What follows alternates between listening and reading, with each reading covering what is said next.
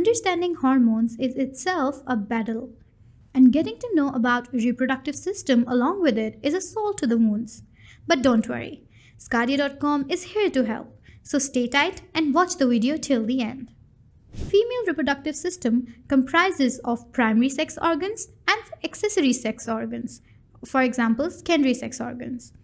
Primary sex organs are a pair of ovaries that produce eggs or ova and secrete female sex hormones, the estrogen and progesterone.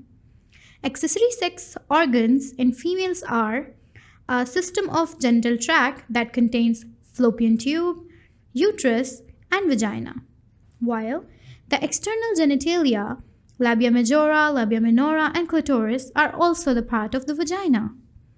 Mammary glands are not the female genital organs, but are the important glands of female reproductive system.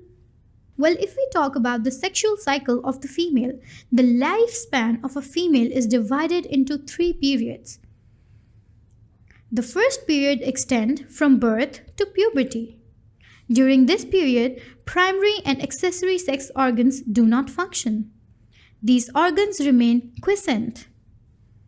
Puberty occurs at the age of 12 to 15 years.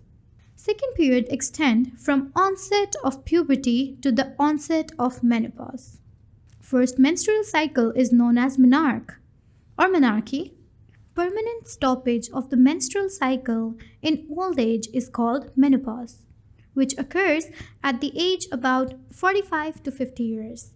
During the period menarche and menopause, women menstruate and reproduce.